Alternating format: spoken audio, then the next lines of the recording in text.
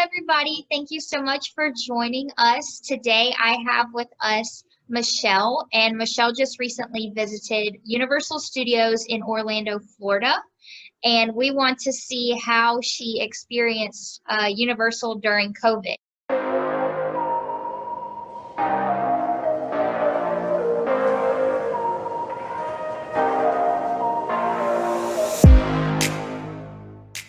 We're all curious. We're thinking about going to Universal and Disney, but you don't really want to waste a trip there. You might, I don't know, have to hold off. So thank you for joining us, Michelle. Thank you for having me. Yeah. So my first question is, when did you go to Universal Studios?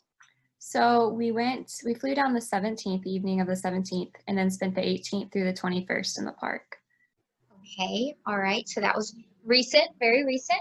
September. Sorry, it's September. Yeah. Okay. Very cool. And when you got to the park, what was the protocol when you got right to the gate? Did you have to present a COVID test? Did they take your temperature? What was that like? So we actually stayed at a hotel on the property. We stayed at Surfside Inn, and to stay at the resort or to stay at any of the resorts, you had to every morning get your temperature checked, and then they give you a wristband that you'd wear the rest of the day. So when you actually got to the park, as long as you were wearing the wristband, you could kind of bypass the thermometer, the guys with the thermometers, and go straight through security. There wasn't any COVID test required. Obviously, they want you to self-monitor for if you have any of the symptoms, stay at home, and you're not allowed to stay even in the hotel if you come back with a fever of higher than 100.4 degrees. So that was the restrictions. I thought they handled it really well in the hotel, as well as, taking the shuttle from the hotel to the park. They had everyone spaced out. But as far as once you got to the park, you get your temperature checked and you just go through security. Okay, very cool. I didn't think about that. Even the shuttle that you mentioned, that's good that they were spaced out during the transport. Okay. When you were in the park, were there any major protocols that you noticed while you were having fun, while you were riding the rides? Yeah, it was, you want to go to kind of escape from reality, especially with this year that it's been. You want to have a good, fun getaway, but every 5 minutes they have a park-wide announcement of, in this troubled time during this global pandemic, thank you for following our guidelines. And they had a lot of protocols, so I felt really safe the whole time. They were really strict with masks. They had no leniency whatsoever. And I granted, when you're sitting down and eating, you can take off your mask. But yeah, you have to have it covering your nose the whole time. One of my friends with me, she would kind of lower it a little bit, and we were laughing at how many times she got told to put it up. We started counting one day. So they are all monitoring it. They're very strict with the mask. They're really strict with 6 feet apart. So for every line that you're in for a ride, they have tape on the ground of where to stand, and so you stay with your party. So 6 feet apart, and even once you get to the ride, if you remember, like the Mummy, I know we rode the Mummy together, and we both love that ride. Well, they have, it's a car with 4 rows, and what they've done for COVID is that they have the first row and the 4th row filled, but they're leaving the middle ones empty. So they have a lot of precautions like that. You recognize the first day I was like, oh my word, this is crazy, seeing everyone in their mask and all the kids and so strict, and you want to go to this happy place, but literally every 5 minutes they're having an announcement of thank you for following our guidelines and blah blah blah. But I was thankful they took it seriously. And also before you get on every ride, they make you use hand sanitizer. So there's an employee specifically designated for every ride, passing out hand sanitizer for every single person. And then they have hand sanitizer once you get off the ride. And it was kind of funny. We were in line one time, and an employee came over the announcement and was like, when you get your hand sanitizer, please rub your hands together. And I just know that someone was like, no. But they were strict with that too, which I appreciated. So that's hilarious. We need to learn. They have to teach us how to use hand sanitizer. So I guess my next question is, you said that you did recognize all of the protocols, obviously, but you still felt safe. So you said, even though they were constantly reminding you about your mask and your hand sanitizer, you said you appreciated it. Yes. Right? Yeah, I think before going on the trip, I was kind of weighing the odds on if it was a wise thing to do. You know, I want to be safe and make good decisions. But at the end of the day, I felt safer there than I do going to the grocery store. And Yeah. I think that's a decision you have to make for yourself. But you can do everything right and still get the disease, you know? And so it's finding that balance of living our lives and enjoying our lives while also being safe and being wise and protecting the community as best as we can. So I was really going back and forth about that, and I felt comfortable after reading all the guidelines that they had set in place. Like I said, they were very strict with everyone. You know, even they had employees monitoring, making sure people were standing where the tape was in line, and every single employee was the mask monitor. Like I said before, you know, and thankfully we went when it wasn't super hot, so it was starting to cool off in September, and we had a couple overcast days with breeze. I know it was probably really hard for people going in July when it's just so hot and you're having to wear a mask outside the whole time. But it was very doable. Um, it was really enjoyable. I didn't feel like it took away from it. But yeah, it was, in my mind, it was no different than going to the grocery store. You just have to be smart about it. We didn't go to a lot of restaurants. We packed our own lunches every day, and then we did a lot of Uber Eats at the hotel for dinner. But that being said, yeah, you just have to kind of outweigh the odds for you, and if you're comfortable with that, you can do it in a safe way for sure.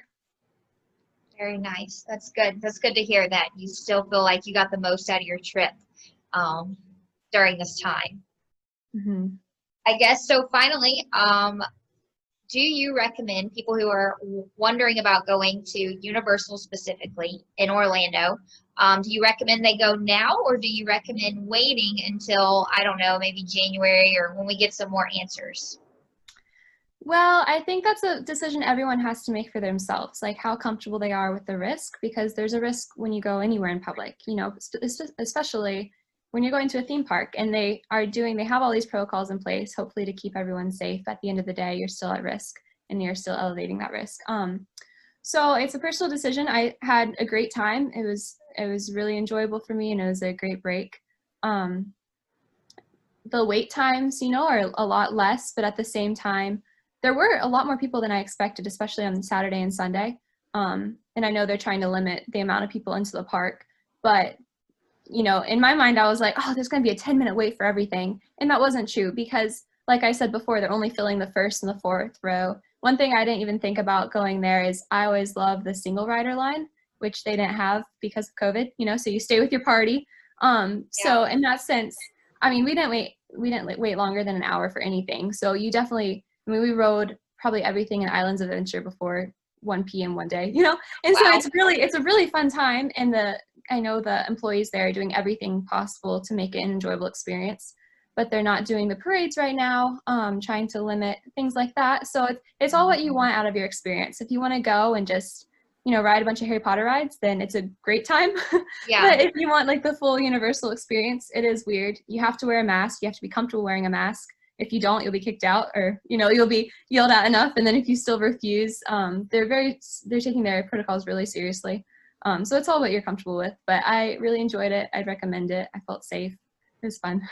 Yeah, well, I'm glad you enjoyed your time. That was a good point that you had about the parades. So they're trying to limit crowds. Mm-hmm. Um, I feel like Universal Studios, I always went for the rides. I don't know about For sure. you, but I Yeah, feel for like sure. that makes a difference between Disney or Universal, because Disney, of course, I kind of go for the atmosphere and the Mm-hmm. parades, but then Yeah. Universal, I go for the rides. So that might, I don't know, sway somebody's opinion as far as there's less crowd activities, Yes. obviously. So And I don't know if you've ridden the new Hagrid ride. It is no, I amazing. haven't. Okay, we have to go because it is the best ride I've ever ridden in my life. It is so fun. And I And I don't like even the want to tell you train. about it because I want you to be surprised when you ride it. But the first time we were like, oh my word, like well done. Well done, Universal. That's amazing. Yeah, it is so fun. And then they have a new, I think it just opened this summer. They had been, you know, they had been developing it a long time before the pandemic started. But there's like a Jason Bourne theater where it's a stuntacular show. It is amazing. They weave all this technology into the stunt show, and so you're sitting there like, how are they doing this? Oh, that's Um, so fun. but it was really fun, and they, you know, once again, so that was in a big theater that they had at Universal. It was actually in Universal Studios, and so once again, you know, they had in this theater I think 3 seats between every party, and then like staggering with the rows and stuff. But I felt really safe. Yeah.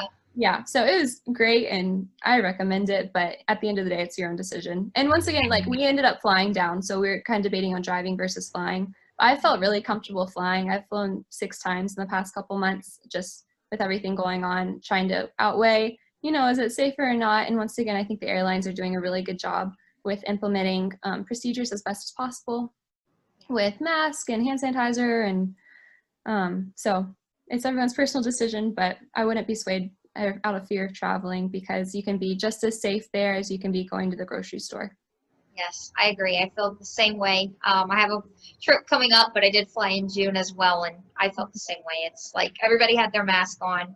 You just headed to your destination, and I mean, I know some flights are still even separating the rows, like the middle seats and everything like that. So, and I then will say, I've flown Delta and Southwest recently. I feel more comfortable on Delta. Southwest okay, was more, not got lax, it. but Delta is very, very strict. So as far as airlines go, it just Yeah, depends. maybe worth that extra $50 to go on Delta right now. Yeah. But well, thank you so much for just sharing your experience, and I'm glad you had such a fun time. Thank you. Yeah.